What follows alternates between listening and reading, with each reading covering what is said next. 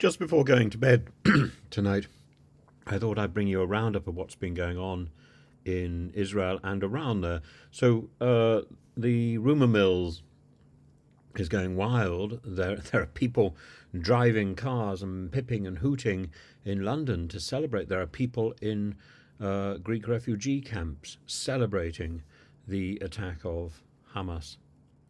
And this is slightly shocking.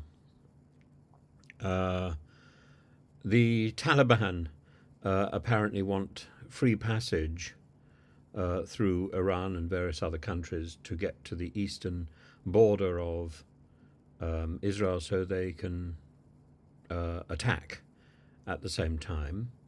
And the Lebanese Hezbollah wants to wants to attack if Israel retaliates. This is a powder keg situation, but at the moment there's a lot of noise. I cannot possibly imagine that the Taliban can make their way over to the eastern border of Israel. I think it's equally unlikely that Hezbollah have got the power to attack the northern border of Israel, but Netanyahu has made it very clear that he is going to protect all borders and is well aware of the threats.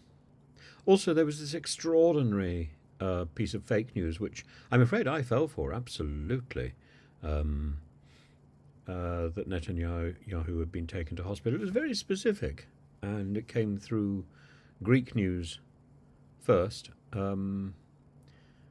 But of course, there are, there's. I was going through my I was going through my Skype this morning and looking at all the various addresses that I no longer use, and I suddenly see one person there address at St. Petersburg, and I thought, well, no, how odd, and of course the point is, for quite a long time, social media on Instagram, on these other Skype and so on, has been infiltrated by Russian trolls, and that is all about causing as much chaos as possible. So I don't think one should be surprised, and a lot of this has fallen to pieces with the death, possibly, of Yevgeny Prigozhin. So the Labour Party conference starts tomorrow, and it's going to have a very difficult time.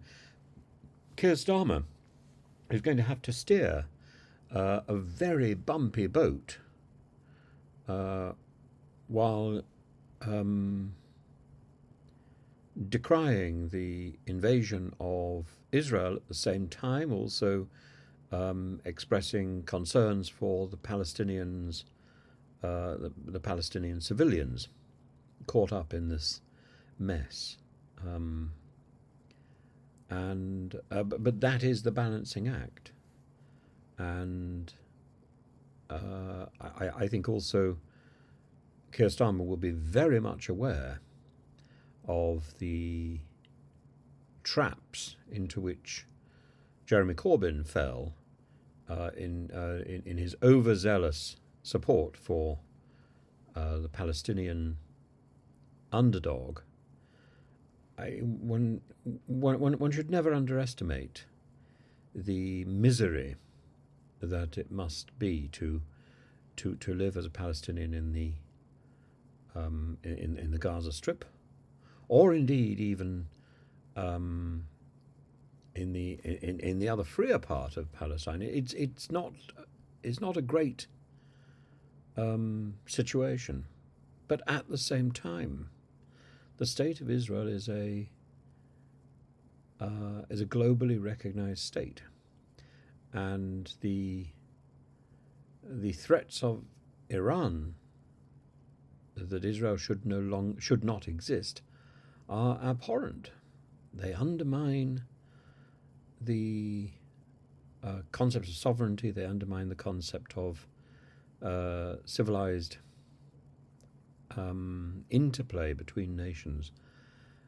Yes, the nation-state concept is not the greatest idea since the creation of the world, but at the same time,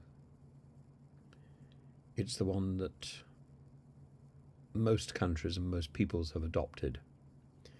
And at the moment, there isn't a clear alternative. I wish there were.